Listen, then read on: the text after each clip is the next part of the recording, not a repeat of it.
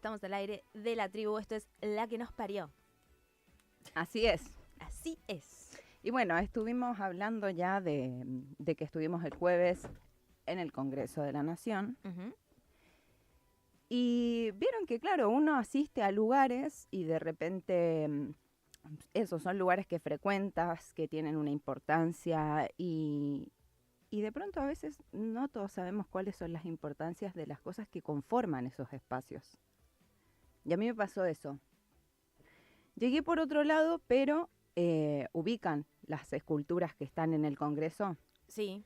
Sí, señora, son Bueno, un delirio. ¿Las que están en el Congreso o las que están en la plaza? no, las que están en el Congreso. Sí. Hay dos pedestales, Uh-huh. hay una que son como una trieja de esculturas Uh-huh. y después hay otra que son como una pareja. Uh-huh. No sé si saben a quién pertenecen, pero yo me enteré ahora, como por otro lado, me enteré de que esas esculturas originalmente pertenecen a la escultora y artista Lola Mora. Sí, señora. Más que, bueno, en su registro ella aparece como Dolores Candelaria Mora Vega. Ese era su nombre completo. Uh-huh. Lola, bueno, hay una disputa de que algunos dicen que nació en Tucumán, otros dicen que nació en Salta. Su biógrafo oficial, que es un bisnieto de ella, dice que no, que en realidad fue en Tucumán. Y también habían dos fechas como registro de su nacimiento. Una era el 17 de noviembre de 1866, perdón, y la otra el 12 de abril de 1867. O sea, unos meses de desfase Sí. en estas fechas, para la cual su bisnieto también, que es el biógrafo oficial, dice que en realidad la fecha oficial es el 12 de abril de 1867. Nace en Tucumán Dolores Candelaria Mora Vega, que es bautizada en Salta. Puede ser que por ahí se quieren adjudicar el nacimiento. Igual, esto en el norte es todo Argentina. Uh-huh. O sea, Lola, además de ser norteña, es argentina. Es la tercera de 7 hermanos, entre los cuales habían 3 varones y 4 mujeres. Cuando tenía 18 años, fallecen sus padres con 2 días de diferencia. La madre fallece un día de neumonía y a los 2 días al papá le da un ataque al corazón. Muy trágico. Y bueno, si bien Lola ya era una chica de 18 años, queda a cargo como de ella el esposo de su hermana mayor. Ah, claro. Y bueno, después de que sucede toda esta tragedia, seguramente cambia mucho la vida de Lola y bueno, obviamente habrá sido un golpe muy doloroso en su vida. Y a los 2 años ella se refugia en el arte. Empieza a estudiar con el pintor italiano Santiago Falcucci. Empieza a estudiar pintura y dibujo. Y bueno, se ve que era muy talentosa, o sea, que dibujaba muy bien, estaba muy bien. Al tiempo empieza a hacer retratos de las personas como de la alta alcurnia de Tucumán. Uh-huh. Entonces empiezan a pasar la bola como esta chica hace unos retratos divinos, entonces empiezan a contratarla, toda la gente que tenía guita, por supuesto, porque querían sus retratos, porque la gente que tiene guita, Claro. ¿qué tiene además de guita? Mucho ego. Entonces, Amor propio. Amor propio y esa necesidad de verse. Claro. Como en- yo que me pongo a YouTube. Claro, Pero guita como no vos tengo. que te miras en el YouTube mientras miras la cámara. Entonces ella empieza a realizar retratos y a partir de estos retratos hace su primera colección en la cual expone y recibe, por supuesto, muchas críticas buenas más que malas. O sea, por bien. supuesto había gente que por ahí no le gustaba, pero como eran retratos, Uh-huh. en general al público que vio esta colección le gustó. Y ella decide donar esta colección a Tucumán. Y bueno, como era bastante talentosa y ella se empezó a dar cuenta de esto y seguramente su profesor también la impulsó, ella se viene a Buenos Aires a solicitar una beca para ver si se podía ir a estudiar al extranjero, más Ujú. específicamente a Roma. Y fue en el año 1896, cuando ella tenía 29 años, que se va becada a Roma. Hasta este momento ella solo eso, pintaba y dibujaba.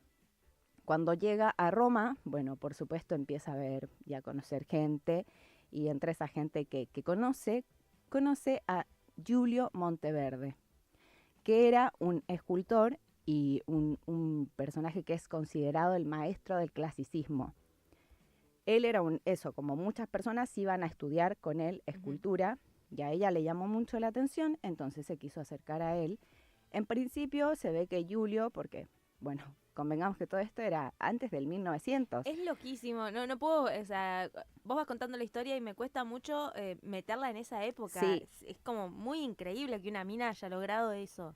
No, bueno, y ella se quiere como eso, aproximar, porque como que yo creo que vio algo de esto y dijo como, estaría bueno aprenderlo. Y el chabón al principio como que estaba bastante como, minita, acá no, minita no. Hasta que, bueno, la acepta, empieza a ser su maestro, empieza a ser su profesor, y ella empieza a aprender escultura, y cuando él la ve haciendo escultura, se da cuenta de que es muy talentosa y le dice, te recomiendo que nunca dejes de hacer esto. En el año 1903 ella viaja acá a Argentina nuevamente, a Buenos Aires, y viaja porque en todos estos años ella ya había empezado a hacer esculturas. Hizo una escultura que es muy importante y muy conocida, que es la Fuente de las Nereidas. Sí, ¿la conoces?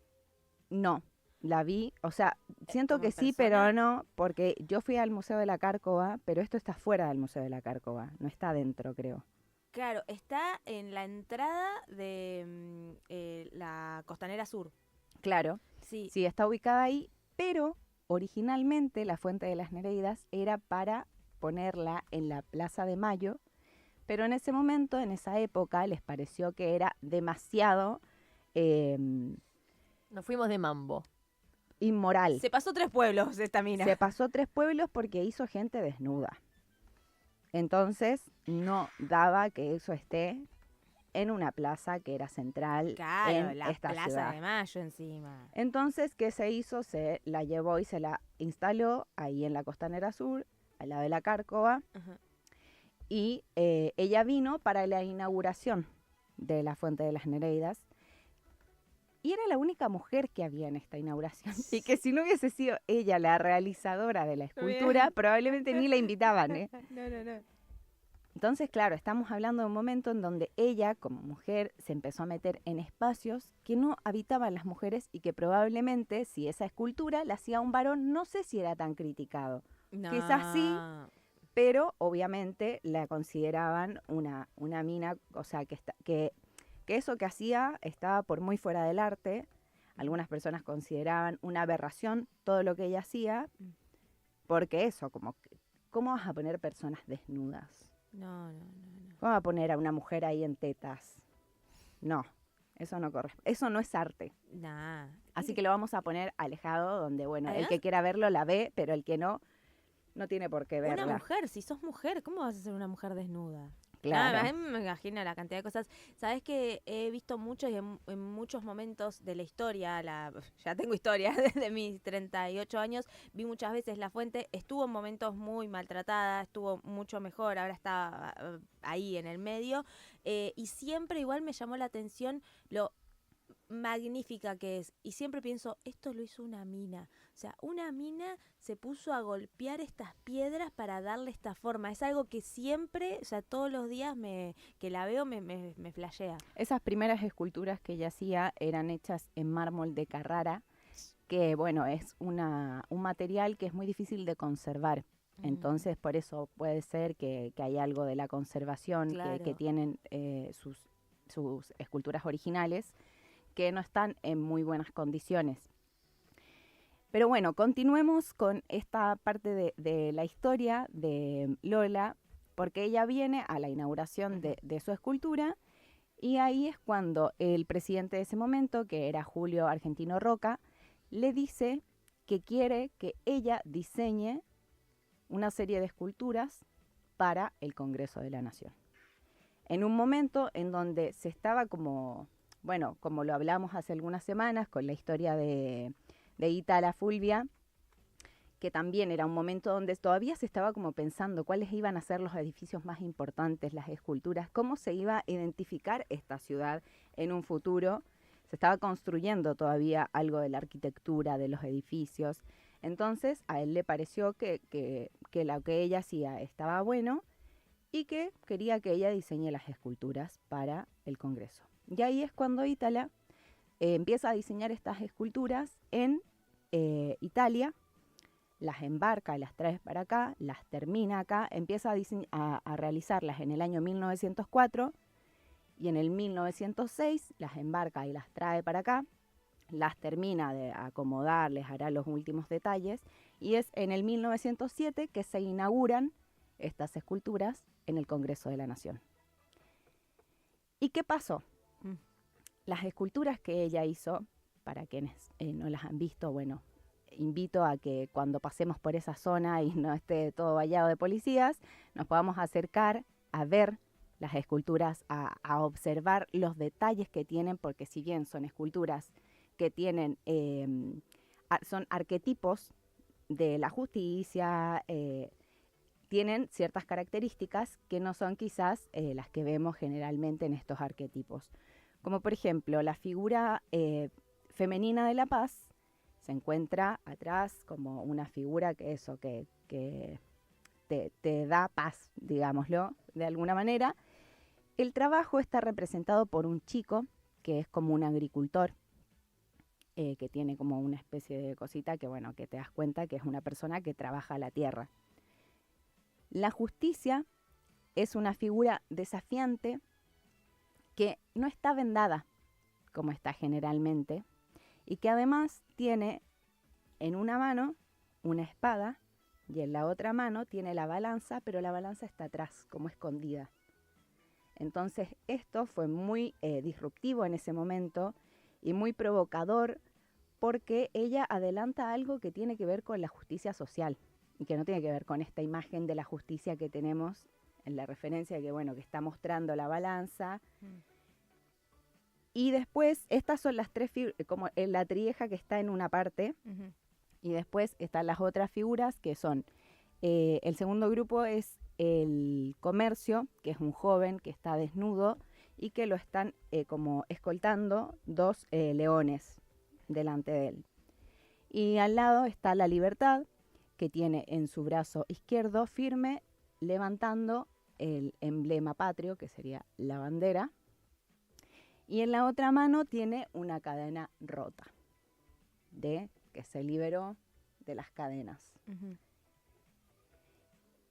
¿Qué pasó con estas esculturas en el momento en el que se instalan?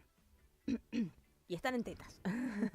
Y están en tetas. Y la justicia no está como tiene que ser la justicia. Claro. Pasa que empiezan las personalidades importantes de esa época a repudiar estas esculturas, a decir que cómo podía ser que en el edificio del Congreso de la Nación estuviesen esas cosas que no respondían a ningún tipo de arte, que eran figuras en tetas, personas desnudas. Además lo ves y es como re greco-romano la estética. Encima me imagino esta crítica no respondía a ningún tipo de arte. No, bueno, seguro era gente que Claro. ni estudiaba el arte. Pero bueno, cuestión que es tan repudiado y genera tanta controversia que en el año 1921 deciden sacarlas. No. Sacan las esculturas por las denuncias y por todos los reclamos que ya habían, y deciden que las van a llevar a lo que era en ese momento el zoológico de acá de Buenos Aires, que las van a ir a tirar ahí como, bueno, el que vaya a ver los animales vea estas esculturas. Y en ese momento, quienes eran las autoridades de Jujuy dicen, no las lleven ahí, nosotros las queremos. Entonces las envían a Jujuy, y para enviarlas, porque claro, pensemos que eran cosas que pesan toneladas, para llevarlas las trozan tipo, las cortan en partes y las envían a Jujuy. Y Lola se va hasta Jujuy a como volver a ensamblar estas piezas y estas esculturas que están las originales están en Jujuy. ¿Qué pasa con los años? Se empieza a generar, después de muchísimos años, o sea, pasan alrededor de 90 años, y algunos diputados deciden hacer un proyecto en donde proponen que se restauren estas piezas y que vuelvan a ser parte del Congreso, porque durante 90 años en el Congreso no hubo nada y estuvieron estos 2 pedestales vacíos en donde iban estas esculturas, y ellos lo que decían era que el Congreso de pronto estuvo durante años desprovisto de las figuras que representan lo que pasa en ese lugar, que es la justicia. Digamos que es la justicia, pero lo que representa, claro, no estaba representado en el fondo. Era un edificio que había sido mutilado y que estaba vaciado de cualquier representatividad en torno a lo que tiene que ver con el arte y este espacio. Esa representación, claro. Entonces se aprueba este proyecto que ellos piden que se restauren las esculturas, pero como no se podían traer las que están en Jujuy, ¿qué se hace? Se hacen réplicas exactas de estas esculturas. Ahora, ¿cuál era la complejidad de todo esto y la complicación? Que las esculturas que están en Jujuy, como dijimos al principio, son esculturas que han sufrido con los años deterioro, que su estado de conservación no es como el de sus inicios, entonces no pueden ser ni tocadas. Y ahí, para poder replicarlas, bueno, hacen todo un operativo en donde van con cámaras 3D, escáner 3D, las escanean, tienen que ver todos los puntos, después generan unas redes para poder hacer los prototipos y moldearlas y hacer los moldes y después empezar a esculpir esos moldes. Estuvieron aproximadamente 1 año en este trabajo hasta que lograron llegar a las réplicas lo más parecidas y lo más fieles a las originales. Y en ese momento, cuando las terminan, las trasladan en camiones. Hay unos videos de cuando las llevan, tipo los camiones iban por ahí por la autopista, la 25 de mayo, llevando las esculturas que pesaban, por supuesto, cada una aproximadamente 2 toneladas en promedio cada una. Las llevan hasta el Congreso, las ubican exactamente en los lugares que las había ubicado Lola Mora a las originales, y se hace para los 30 años del retorno a la democracia de la Argentina, se hace un evento en donde Cristina Fernández de Kirchner, que en ese momento era la presidenta, destapa estas esculturas y se reinauguran. Esto fue en el año 2014, o sea, hace 12 años, algo muy reciente. Sí. Y ahí es cuando yo les decía esto del inicio. O sea, hace 12 años atrás íbamos a una manifestación al Congreso y estas esculturas no nos estaban acompañando. No, en 2001 esas esculturas no estaban. Y ahora, hace ya 12 años, volvieron a estar presentes. Podríamos decir que volvió a estar presente Lola Mora en su disrupción, en su lucha, que debe haber sido muy grande en aquellos años en donde las mujeres no tenían lugares. Y hoy en día se vuelve a dar valor.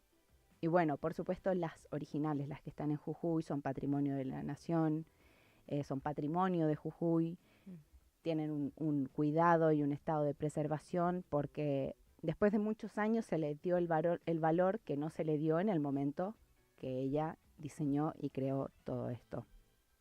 Así que les invito a que cuando nos volvamos a encontrar en el Congreso o quizá un día mejor que no nos volvamos a encontrar en el Congreso, porque ahí es un poco difícil llegar a ver las esculturas ahora Claro. que está todo vallado siempre y que está lleno de policías, pero que cuando pasen por ahí se acerquen y observen estas esculturas que, si bien no son las originales, son las copias fieles de la original que realizó Lola Mora en el año 1907.